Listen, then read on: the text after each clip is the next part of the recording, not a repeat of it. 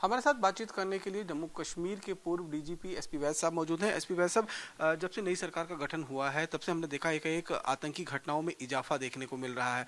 पहले हफ्ते में हमने देखा कि आतंकी घटनाएं इजाफा हुई और दूसरे हफ्तों में जिस तरीके से अब फोर्सेस डोमिनेट करना शुरू कर दी हैं और जो एक रिपोर्ट सामने आ रही है जिसमें कहा गया है कि 119 आतंकी जम्मू कश्मीर के अंदर मौजूद हैं। आपके पास क्या कुछ रिपोर्ट्स इस तरीके हैं?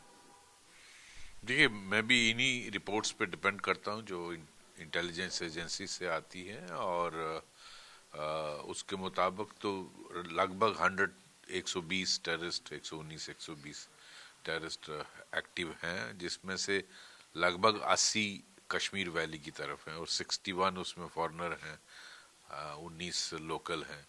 और जम्मू रीजन में लगभग 40 ऑपरेट कर रहे हैं, जिसमें से ज़्यादातर 36 मेरे ख्याल फॉरेनर हैं और 34-35 फॉरेनर हैं। चार पांच लोग हैं जो लोकल हैं। और ये दिखाता है कि लोकल रिक्रूटमेंट कम है ओवरऑल जम्मू कश्मीर में, लेकिन इनको सपोर्ट मिल रही है, वरना ये ऑपरेट नहीं कर पाते। अगर आप कश्मीर वैली ही देखें तो लोकल टेररिस्ट 2 डिजिट्स में है और अगर लेट से 80 में से 19 लोकल टेररिस्ट हैं तो वो इनको गाइड कर पा रहे हैं, इनको जो सपोर्ट स्ट्रक्चर चाहिए वो अरेंज कर पा रहे हैं। के साथ एक एक आदमी रहता है और वो इनकी मदद करता है ट्रांसपोर्ट अरेंज करने में, मूवमेंट के लिए, खाने का सामान, सब कुछ। इसी तरह जम्मू रीजन में अगर 40 में से लेट से 36 फॉरेनर हैं और 4-5 लोकल हैं तो वो भी इनकी मदद करने में कामयाब हो रहे हैं। इसीलिए ये इस तरह से ऑपरेट कर पा रहे हैं। और दूसरा, आपके सवाल का जवाब कि इनिशियली इन्होंने घटनाएं की हैं, वो सही है। बेसिकली इनको मुझे लगता है इंस्ट्रक्शन है पार से कि इंसिडेंट किए जाएं और उसका कारण यही था। पहले ये जम्मू रीजन पे फोकस थे, अगर आपको याद होगा असेंबली इलेक्शन से पहले, और उस वक्त ये चिंता थी क्या असेंबली इलेक्शन इंसिडेंट फ्री हो पाएगी, लेकिन वो हुई, इंसिडेंट फ्री हुई और भरपूर लोगों ने बिना किसी डर और खौफ के पोलिंग की, लंबी लंबी कतारों में आके।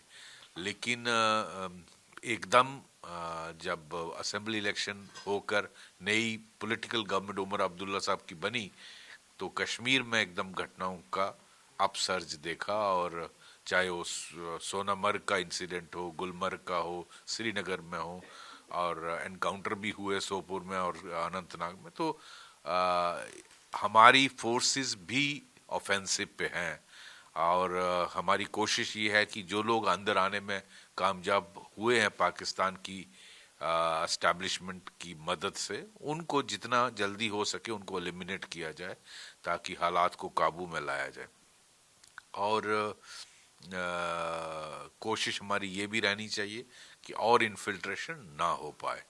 और थोड़ा मैं समझता हूँ JNK पुलिस का फोकस इस पर भी रहना चाहिए कि जो सपोर्ट स्ट्रक्चर है, जो लोकल टेररिस्ट हैं, जो उनकी मदद कर पा रहे हैं, उनके खिलाफ जल्दी से जल्दी जितनी कार्रवाई हो सके सख्त कार्रवाई होनी चाहिए, ताकि ये टेररिस्ट जो पाकिस्तान से आए हैं वो इतना आसानी से यहाँ ऑपरेट ना कर पाएं। तो ये इस तरह ओवरऑल सिचुएशन ये दिखाती है। फिर इस साल में करीबन 61 आतंकी जो है वो मारे गए हैं, जिसमें मोस्टली पाकिस्तानी आतंकी, मोस्टली लोकल आतंकी हैं, कुछ पाकिस्तानी आतंकी हैं। ये कहना कहीं दिखा रहा है कि फोर्सेस जो हैं वो अपना काम सही तरीके से कर रहे हैं। बिल्कुल, फोर्सेस का काम सही है और 61 में से ज़्यादातर लोकल टेररिस्ट हैं, जबकि होना चाहिए कि हम फॉरेनर्स को ज़्यादा, बिकॉज ज़्यादा नंबर उन्हीं का है और ज़्यादा कैजुअल्टी भी उनकी होनी चाहिए, लेकिन अभी तक की फिगर्स वो दिखाते नहीं हैं। तो मैं समझता हूँ जितना जल्दी हो सकता है इन फॉरेन टेररिस्ट को एलिमिनेट करना चाहिए, ताकि पाकिस्तान के जो मंसूबे हैं वो सही यहाँ कामयाब ना हो। सर, जिस तरीके से जो फिगर आ रहा है कि 119 टेररिस्ट अगर जम्मू कश्मीर के अंदर मौजूद हैं, उसमें से सिर्फ 24 आतंकी जो है लोकल हैं, बाकी मेजॉरिटी ऑफ टेररिस्ट जो हैं वो पाकिस्तानी ऑपरेट कर रहे हैं यहाँ पर। तो ये क्या ट्रेंड सेट कर रहा है कि अब पाकिस्तान को लोकल टेररिस्ट पर भरोसा नहीं रह गया और वो ज़्यादातर पाकिस्तानी टेररिस्ट पर ही इसके दोनों कारण है। पाकिस्तान वैसे भी शुरू से ट्रस्ट इतना लोकल टेररिस्ट पर करता नहीं है। वो उनकी इस्टेब्लिशमेंट इनकी मदद उनको चाहिए होती है, लेकिन वो दिखाते हैं फॉर दुनिया में यही दिखाते हैं कि सब कुछ होम ग्रोन है, सब कुछ यहाँ इंटरनल की सरकार के खिलाफ रिवोल्ट है लोगों, ऐसा कुछ नहीं है। ये सारे पाकिस्तान कैलिब्रेटेड टेररिज्म है। लोकल इन्वॉल्वमेंट हो जाती है जब यहाँ टेररिस्ट ऑपरेट करते हैं, कोअर्शन होता है, पैसे का लालच होता है, थोड़ा बहुत आइडियोलॉजी का भी रोल है, मैं नहीं डिनाई करूँगा, आइडियोलॉजी का रोल रहता है। और वो जो जिहाद और वो जो पाकिस्तान का हमेशा रहा है गज़बाए हिंद, भारत को वीक करना, उसका बैटल ग्राउंड कश्मीर है। और ये उसका एक हिस्सा है। जो जिहाद नाम से ये सारा कुछ चलाते हैं यहाँ, वो उसको कहने में हमें कोई कोताही नहीं होनी चाहिए, बोलना चाहिए कि अल्टीमेटली पाकिस्तान की डीप स्टेट इनको मोटिवेट ही जिहाद के नाम पर करती है और वो यहाँ ऑपरेट करते हैं। तो मैं समझता हूँ लोकल रिक्रूटमेंट भी कम हो रही है, और विच इज़ एनकरेजिंग साइन।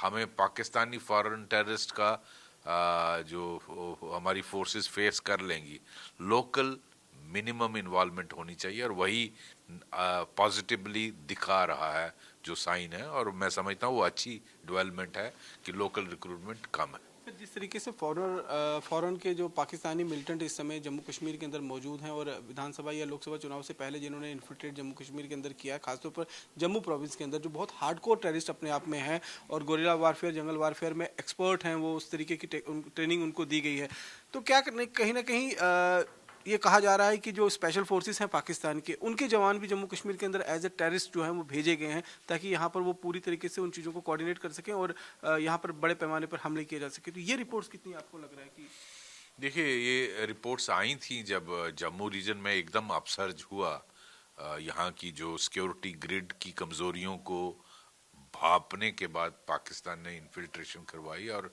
खासकर रजौरी पुंछ में जिस तरह से अटैक हुए पिछले 2-2.5 साल में, और उसके बाद उसको बाकी जगह पे जम्मू के बाकी डिस्ट्रिक्ट्स में उसका रिपीट किया गया, चाहे वो जिस दिन प्रधानमंत्री शपथ ले रहे थे उस दिन अटैक हुआ यात्री बस पे, शिवखोड़ी के यात्रियों पर, या आपके कठुआ बिलावर में हुआ, कठुआ हीरानगर में हुआ, बसंतगढ़ में हुआ और डोडा के इलाके में हुआ। वो दिखाता है कि मोस्टली वो पाकिस्तानी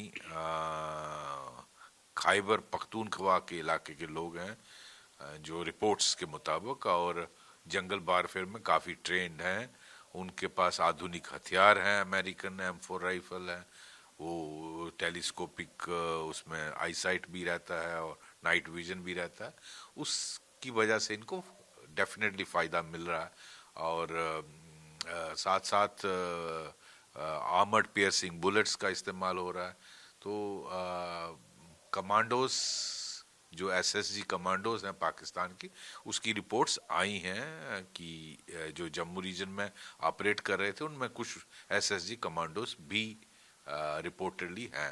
तो जिस तरह के अटैक्स हो रहे थे आर्मी पर और जिस तरह की कैजुअल्टीज उन्होंने रजौरी पुंछ में की, वो हिट एंड रन वाले टैक्टिक्स अपना रहे थे, और जंगल वारफेयर में काफ़ी ट्रेंड है, माउंटेन वारफेयर में। तो मैं समझता हूँ उसी तरह का रिपीट करने की कोशिश की जा रही है कश्मीर वैली। सर, अब मैंने पिछले 2021 के अक्टूबर महीने में पहला आतंकी हमला जो वो चमरेट में हुआ था, जो DKG का इलाका पड़ता है, वहाँ 5 भारतीय सेना के जवान शहीद हुए थे। 2021 से लेकर 2024 तक almost same pattern, hit and run वाला जो है वो पैटर्न इस्तेमाल किया जा रहा है। जंगल का इस्तेमाल कर पहले अपनी आइडेंटिटी रिवील की जाती है, लोकेशन रिवील की जाती है, और जब फोर्सेज वहाँ जाती हैं तो उनको अम्बुश किया जाता है। यही सी पैटर्न का इस्तेमाल करते हुए करीबन 50 से ज़्यादा सुरक्षा कर्मियों को पिछले 3 सालों में उनकी शहादत जो है वो की गई है। अब क्या कुछ आपको लगता है कि स्ट्रेटजी में चेंज करने की जरूरत है जम्मू कश्मीर में सिक्योरिटी फोर्सेस को? देखिए, जिस तरह का ये पैटर्न दिखा रहा है उसमें मैं समझता हूँ हमारा रिस्पांस भी फिर मॉडिफाई उसी हिसाब से होना चाहिए। इंश्योर किया जाए कि कैजुअल्टीज किस तरह से कम की जाएं। इसमें एक तो इंटेलिजेंस की आना दिक्कत हो रही है, इंटेलिजेंस में इम्प्रूवमेंट आना बहुत ज़रूरी है। और ये जनरली कम्युनिकेट करते हैं रिपोर्ट्स के मुताबिक कुछ चाइनीज ऐप के थ्रू अपने कंट्रोल को अक्रॉस इन्फॉर्म करते हैं, उसके थ्रू इन जिसको मैसेज जाना होता है वो जाता है, डायरेक्टली कम्युनिकेट नहीं करते हैं, इसलिए लोकेशंस नहीं मिलती हैं। कुछ जगहों पे यहाँ सिविलियन पॉपुलेशन नहीं है जंगल इलाके, even use of area weapon should be made, use of technology like drones and these things should be made of, maybe you use dogs also, that's required। और मेरे समझ के मुताबिक कुछ out of the box kind of operations launch करने पड़ेंगे, search and destroy type operations. उसमें आपकी कैजुअलिटी का खतरा ज़रूर रहता है, बट इनको भी सरप्राइज एलिमेंट देना ज़रूरी है। Air drop people in areas जहाँ पर ये लोग छुपे होते हैं, जहाँ इनकी रफ लोकेशन आती है। और दूसरा, इन पर घात लगाना ज़रूरी है। जिस तरह ये घात लगाते हैं, इसका मतलब है they are observing your movement. So how can we avoid, एक किस्म की मूवमेंट को कैसे हम अवॉइड कर सकते हैं। आप जैसे अकेली गाड़ी पुंछ जा रही थी रजौरी से, आप कोई कैजुअलिटी लेके जा रही थी किसी, now you are giving chance to them. आप पुंछ के इलाके को, आप इधर देखिए जो बिलावर की तरफ मशेडी में हुआ, वहां भी आपकी एक दो गाड़ियां जा रही थी। क्या हम ऐसी मूवमेंट को अवॉइड कर सकते हैं? क्या हम जिन एरियाज में इनकी प्रेजेंस है वहाँ आप can you take foot patrol, long LRP type movement, तो ताकि आप पर अगर हमला होता है you are able to retaliate properly.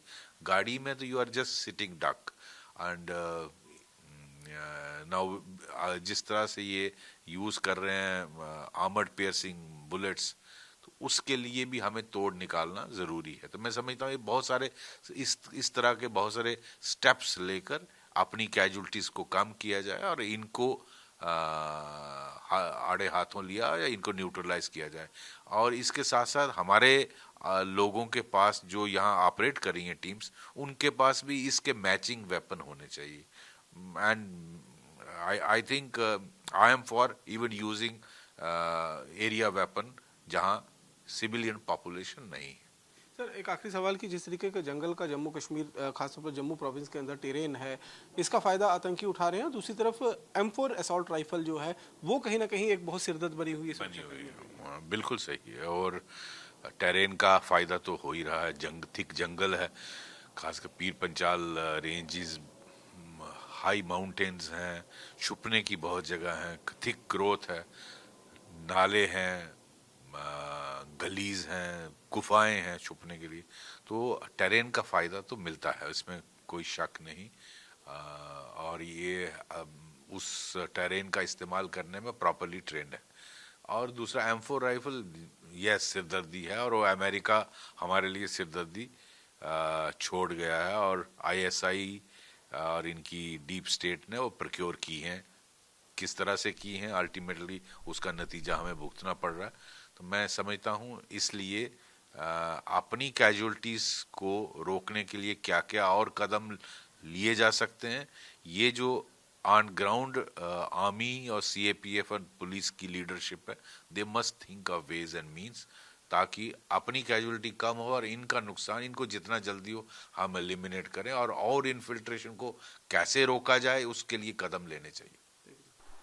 Jammu Kashmir में लगातार बढ़ते हुए आतंकवाद के बीच अब ये रिपोर्ट सामने आ रही है कि जम्मू कश्मीर में जो आतंकी एक्टिव हैं उसमें ज़्यादातर पाकिस्तानी आतंकी हैं और जो जम्मू कश्मीर के अंदर ऑपरेट कर रहे हैं। और जम्मू कश्मीर में नई सरकार के गठन के बाद एक अचानक सर्ज जो देखा गया है, आतंकवाद में बढ़ावा देखा गया। इस पर बातचीत करने के लिए जम्मू कश्मीर के पूर्व DGP कुलदीप हुड्डा जी हमारे साथ मौजूद हैं। सर, जिस तरीके से जो रिपोर्ट्स आ रही हैं कि 120 के करीब में आतंकी जो हैं वो जम्मू कश्मीर में मौजूद हैं और ज़्यादातर पाकिस्तानी आतंकी, ये क्या ट्रेंड आप देखते हैं किस तरीके से? जी हाँ, पाकिस्तानी टेररिस्ट भी हैं और लोकल टेररिस्ट भी हैं। ज़्यादा तादाद पाकिस्तानी टेररिस्ट की है और रफली जो एस्टिमेट बताया गया है उसी एस्टिमेट के अंदर राउंड अबाउट हो सकते हैं। लेकिन हमने कुछ बुनियादी बातें जो टेररिज्म के बारे में है उनको समझने की ज़रूरत है। उसमें 3 पहलू है। एक पहलू ये है कि अगर हम ये कहते हैं कि terrorism is on its last legs या terrorism will be wiped out totally within so and so time, ये चीज़ें हम तब तक नहीं कह सकते हैं जब तक 3 बुनियादी बातें एड्रेस नहीं होंगी। एक, जो पाकिस्तान का इन्वॉल्वमेंट है वो जब तक ख़त्म नहीं होगा। नंबर 2, जब तक लोकल सपोर्ट है टेररिस्ट को, क्योंकि टेररिस्ट अगर आएगा भी अगर लोकल सपोर्ट नहीं होगा उसका ऑपरेशन करना बड़ा मुश्किल होगा। तीसरा जो है माइंड सेट ऑफ पीपल जो है, जिसमें अभी उतना बदलाव नहीं आया है जो हम एक्सपेक्ट कर रहे थे। तो ये जो 3 बुनियादी बातें जब तक मौजूद है ग्राउंड पे, तब तक ये कहना कि टेररिज्म ख़त्म हो जाएगा या लास्ट लेग्स पे है वो दुरुस्त नहीं कहना होगा। तो इन बुनियादी बातों को हमने एड्रेस करना बड़ा ज़रूरी है। जहाँ तक एक ये ट्रेंड जो एक इंक्रीज़ हुआ इंसिडेंट्स में और उसके बाद एनकाउंटर्स भी बढ़ गए, ये लाजमी है क्योंकि हमारी फोर्सेस जिसमें आर्मी और पुलिस और पैरामिलिट्री फोर्सेस सीआरपीएफ मेनली बहुत अच्छा काम कर रही हैं पिछले कई साल से, at the cost of sacrificing their lives. उन्होंने बहुत जानें गंवाई हैं इस टेररिज्म को ख़त्म करने के लिए, उस टेररिज्म को डील करने के लिए। तो ये ऑपरेशन ऑल आउट भी अगर आपने देखा होगा जब वो लॉन्च हुआ था उसमें काफ़ी टेररिस्ट को बहुत नुकसान हुआ, यहाँ तक कि उनकी एक्टिविटीज़ बड़ी कम हुई और बड़े निराश भी हो गए थे वो। अब ये गवर्नमेंट चेंज हुई है, एक नया पॉलिटिकल सेटअप हुआ, लोगों ने अपना डेमोक्रेटिक एक्सरसाइज वोट का किया, एक गवर्नमेंट आ गई, एक पॉलिटिकल गवर्नमेंट आई जो लोगों को रिप्रेजेंट करती है और लोगों के मसले हल करेगी, और उसमें वो जुट गई है उन लोगों के मसले हल करने में भी। ये नई गवर्नमेंट के लिए पाकिस्तान एक संदेश भेजना चाहता है कि टेररिज्म अभी ज़िंदा है। ये नहीं समझिए कि टेररिज्म ख़त्म हुआ, हम एक्टिविटी बढ़ा भी सकते हैं और उन्होंने कोशिश की है उसमें, जिसमें सिक्योरिटी फोर्सेस में हमने अपने कुछ जवान भी इसमें खोए, अफसर भी खोए इसमें अभी रिसेंट इंसिडेंट्स में भी, जैसे कि पहले से हो रहा है, लेकिन उनको कामयाब नहीं होने दिया। और ये एक पाकिस्तान की तरफ से एफर्ट है, जो एफर्ट वो अभी चालू रखेंगे जब भी उनको मौका मिलेगा। दूसरी बात उसमें समझने वाली ये है कि इन्फिल्ट्रेशन को जब तक कंट्रोल नहीं किया जाएगा पूरी तरह से, जो हमारे हाथ में, तब तक ये प्रॉब्लम रहेगी। क्योंकि ये टेररिस्ट जो पाकिस्तानी, जैसे आपने भी कहा और जो हकीकत भी है, जो मीडिया में भी कहा गया, जो लोग अफसर्स जो डील करते हैं इसके साथ या इंटेलिजेंस एजेंसीज हैं, उन्होंने भी ये कहा कि फॉरेन टेररिस्ट है। तो foreign terrorist obviously mostly border से आते हैं, कुछ हो सकता है नेपाल शपाल से आ जाए, लेकिन अब जो पास्ट हिस्ट्री है टेररिज्म की और अभी जो इंडिकेटर्स हैं, इंटेलिजेंस इनपुट्स जो है वो यही कहते हैं कि मोस्टली बॉर्डर से आते हैं, चाहे वो साउथ ऑफ पीर पंचाल से आए, नॉर्थ ऑफ पीर पंचाल से आए या पंजाब से आए। इसलिए बॉर्डर पे चौकसी करना बड़ा ज़रूरी है, चाहे जो भी फोर्स हो, चाहे आर्मी हो या बीएसएफ हो।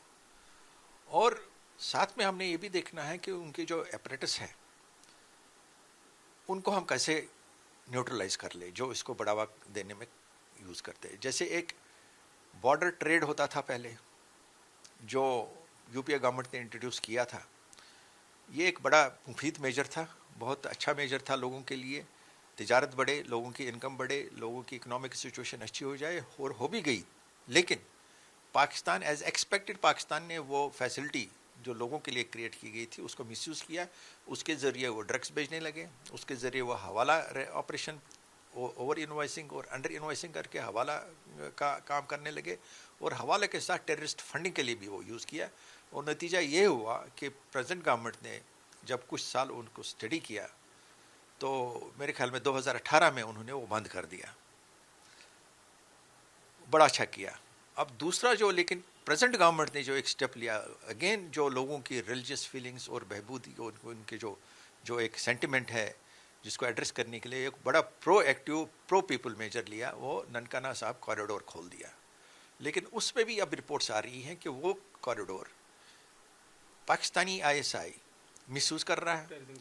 उसमें कुछ लड़के पंजाब से जा रहे हैं, वहाँ वो बाज़ाब्ता उनको दिया जाता है एक कंसल्टेशन भी कहिए आप, रेडिकलाइजेशन कहिए, या ब्रेन वॉशिंग की जाती है, और उनको कुछ कामों के लिए तैयार किया जाता है। वो अंदर आते हैं, फिर ड्रोनों का इस्तेमाल किया जाता है वेपन भेजने के लिए, वो यहाँ पे कोरियर बनते हैं पिकअप करने के लिए, या ड्रग्स बेचते हैं, और ड्रग मनी को भी टेररिस्ट फंडिंग के लिए यूज़ किया जा रहा है। और उनकी अब जो इनपुट्स आ रहे हैं, उनकी कोशिश अब ये है कि कनाडा से उन्हें खालिस्तानी को एक बढ़ावा देने की, खालिस्तानी मूवमेंट को बढ़ावा देने की कोशिश जो की है, उस कोशिश को पंजाब सॉइल पे कैसे उसको बढ़ावा दिया जाए वो भी कोशिश कर रहे हैं अब वो। तो ज़रूरत इस बात की है कि हम पंजाब में भी अब चौकस रहें ताकि वहाँ पे दोबारा ये मूवमेंट स्टार्ट ना हो। मतलब ये कि पाकिस्तान कश्मीर के साथ साथ पंजाब को भी हॉट करना चाहता है।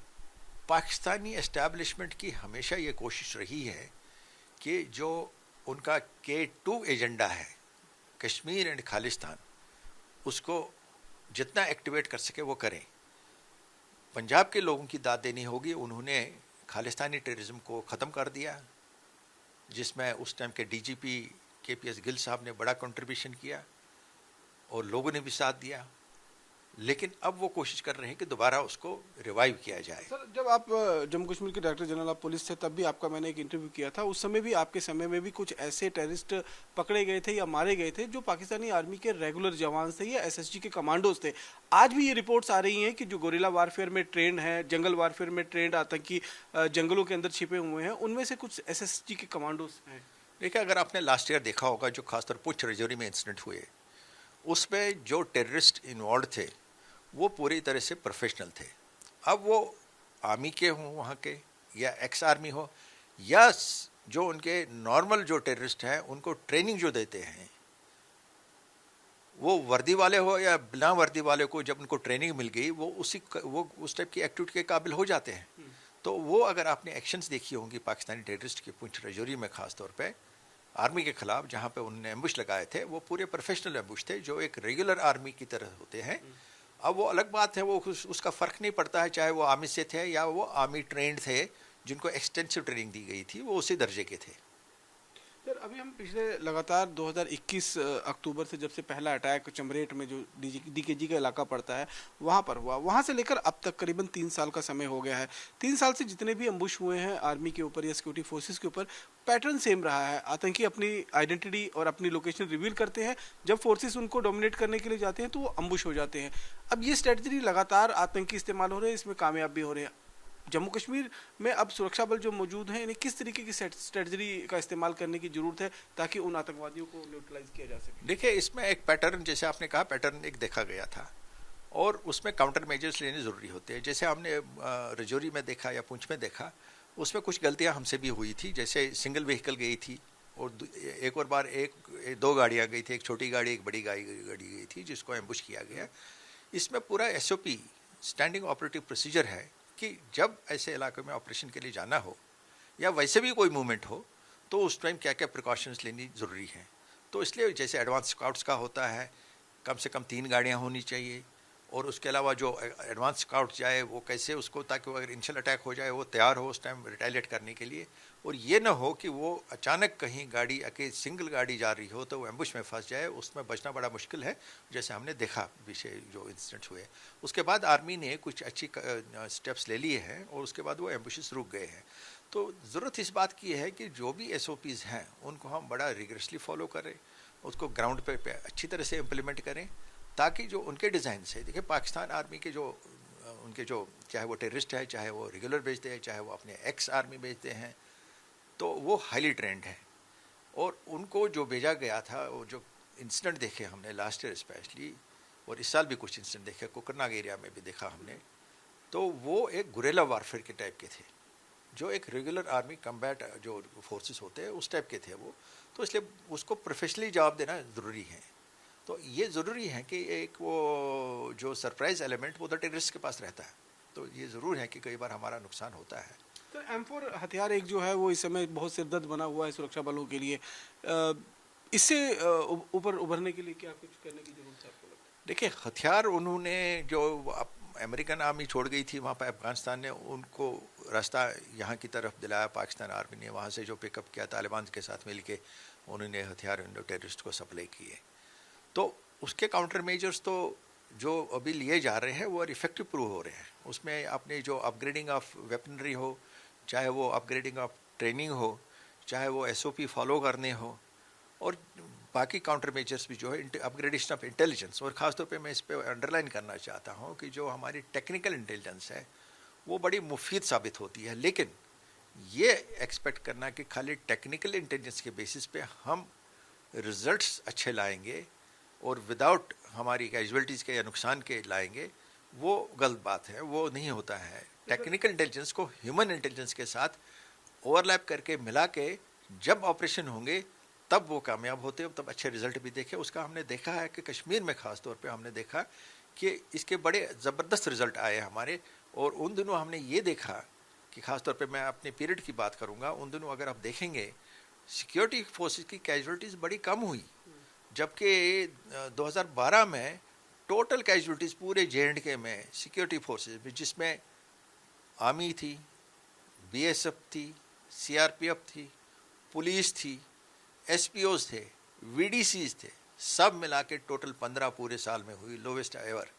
और ये मैं नहीं कहता हूँ कि कोई ज़बरदस्त की स्ट्रेटजी बेसिक फॉलो की गई। नंबर एक, जो कोर ग्रुप मीटिंग्स होती थी वो हम फ्रीक्वेंटली करते थे, जिसमें कोर ग्रुप मीटिंग में आर्मी, पैरामिलिट्री फोर्सेस, पुलिस और intelligence, both state and central intelligence agencies, वो मिलते थे। लगभग हर हफ्ते 10 दिन में मिलते थे, कोर लेवल पे, कोर ग्रुप जिसमें कोर कमांडर और DGP शामिल होते थे।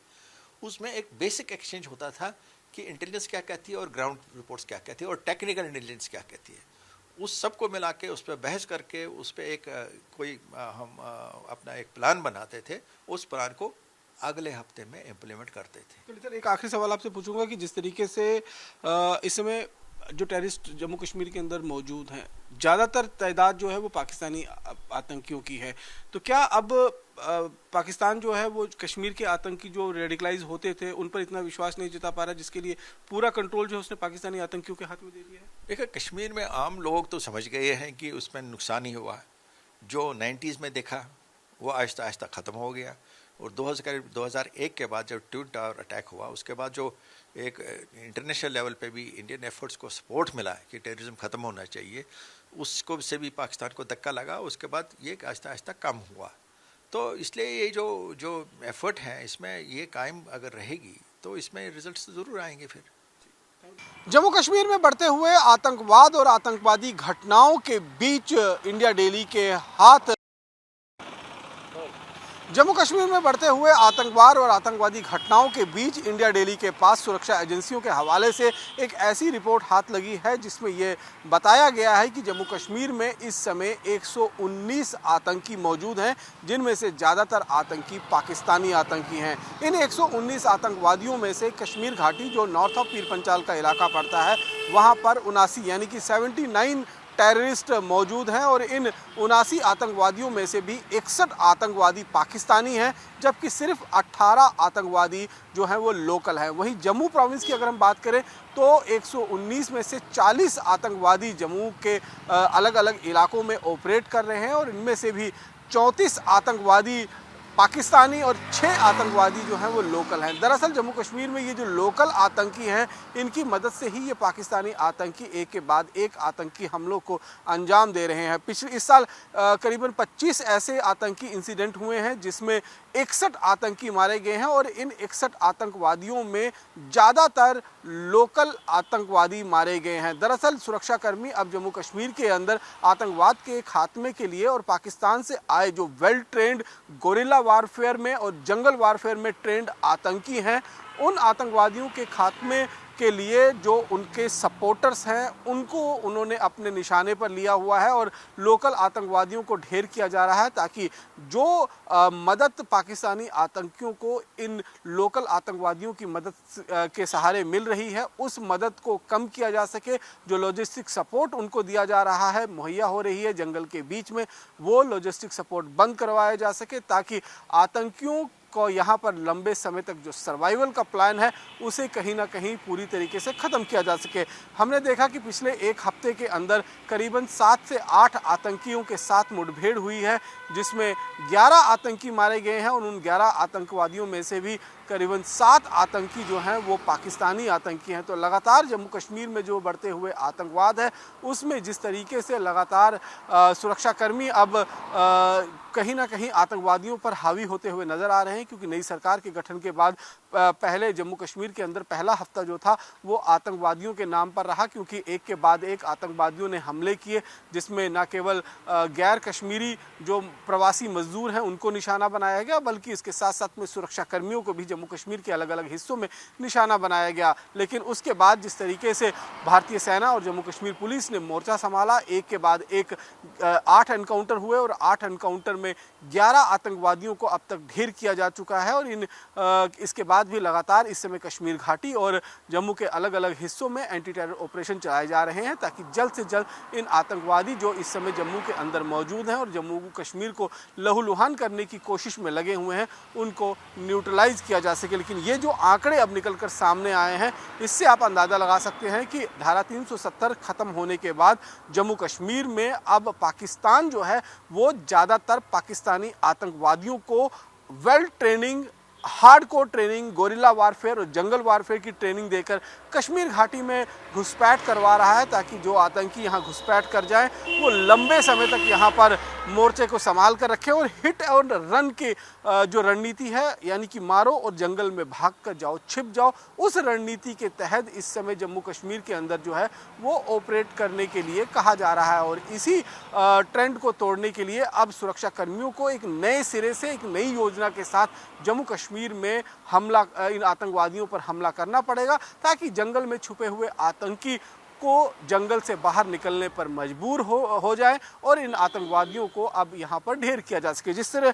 जम्मू कश्मीर में बर्फबारी की भी शुरुआत हो गई है, तो इस बर्फबारी में भी अब आतंकी जो ऊपरी पहाड़ी इलाकों पर बैठे हुए हैं उन्हें मजबूरी में नीचे आना पड़ेगा। और ऐसे में सबसे मुफीद टाइम होता है सुरक्षा बलों के पास, जब ह्यूमन इंटेलिजेंस के माध्यम से उनकी जानकारी निकलती है और उस जानकारी के आधार पर जम्मू कश्मीर के अंदर ऑपरेशंस आने वाले दिनों में उनमें बढ़ोतरी देखी जा सकती है और बचे हुए जो आतंकवादी हैं उन्हें भी मार गिराने की योजना मिलेगी, क्योंकि जो है योजना कारगर साबित हो सकती है। और जिस तरीके से जम्मू कश्मीर में लगातार घुसपैठ की कोशिशें भी हो रही हैं, उन घुसपैठ की कोशिशों को भी रोकने की कोशिश लगातार भारतीय सेना लाइन ऑफ कंट्रोल और BSF अंतर्राष्ट्रीय सीमा पर कर रही है। कैमरा पर्सन सुनील के साथ रमन सैनी, इंडिया डेली, जम्मू।